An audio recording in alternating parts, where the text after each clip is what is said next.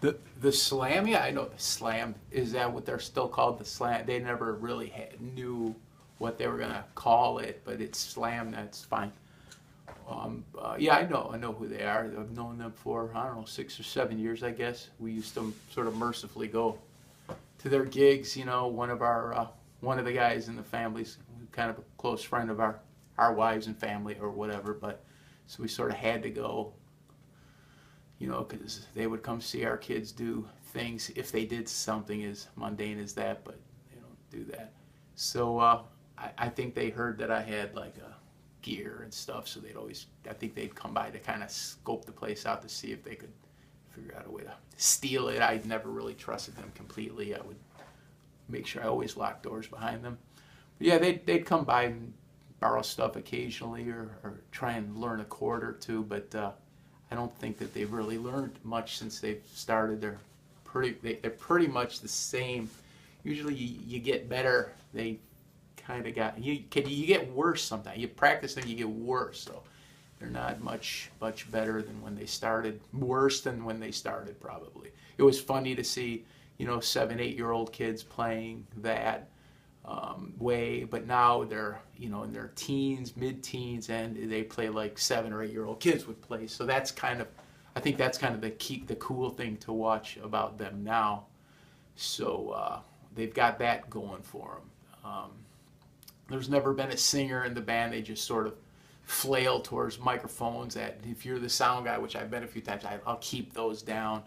I may keep a microphone handy to let the dog howl into or something, just to improve anything that we could. But yeah, I'm familiar with the guys. They've got, I forget all their names. I just, hey guys, how you doing this day? Yeah, what's up? But I couldn't tell you either. And Phil, I know Phil because, you know, he's gifted and special in ways, so we have to pay a little extra attention to him. But the other guys, I don't know. They've got a bass player that's very out there. He's just a nutty bass player. Guitar players are both interchangeable. They know, I think, the same 3 or 4 kind of chords or what they play. A lot of distortion just to kind of keep things, you know, intangibly listenable, inaudible, which is probably better for them. They got a drummer somewhere, but there's a drum set. You never can quite see the guy behind the drums. You'd almost think it was playing electronically, but there's a little Greek kid down there that's see the tops of his hands once in a while. Real loud too, and like I said, the nutty bass player just all over the place. But you know, if he could sit still for a minute. And then there's Phil. He's, like I said, the band would be nothing without him, as we all know, because he's kind of your backbeat to the whole thing.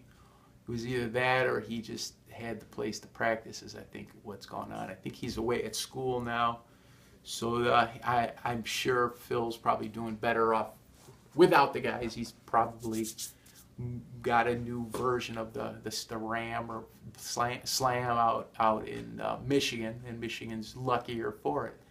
As for the rest of the guys, I'm sure they're doing odd jobs or something right now. Maybe take another look at what they're actually playing. I think a lot of them should switch. Like one of the guitar players should maybe try the drum set. The little guy behind the drums maybe picks up a drum or a tuba or something to improve the group if they're, you know, continuing, considering continuing. But in the meantime, we'll all just play along, smile. Hey, wow, you guys did good, and do what they do, you know, because none of them look like they have much else going on in their lives. They're those kind of kids that you feel sorry for a little bit. All sort of special ed kind of kids, from what I understand. And that's fine, you know, there's nothing wrong with that. It's probably something the parents ate. We all ate and smoked and drank funny things in the 80s. And you have these kids now and they're all kind of messed up. And, you know, as long as they're all like that, none of them compete. They're all kind of, you know, a little different. And that's probably why the country's going to be done at some point when they're in control, you know. So we'll see how that goes. But yeah, I'm familiar with the guys, and yeah, they owe me money. If you ever see any of them, I think they owe me money. I'm not sure. I've got to figure that out.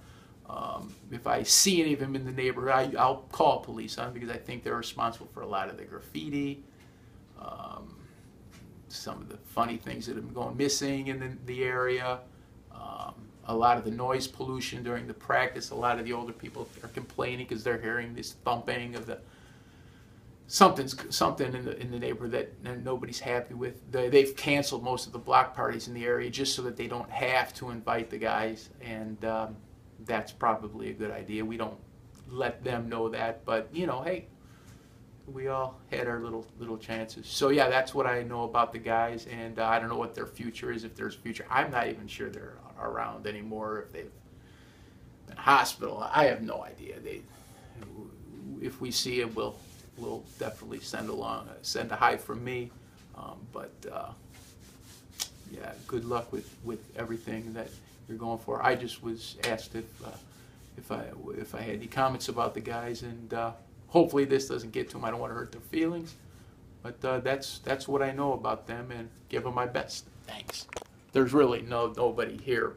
You never see those interviews where somebody's like, I'm talking. There's nobody. There's nothing there. That's just me. Is that what you're looking for? It's pathetic. Goodbye.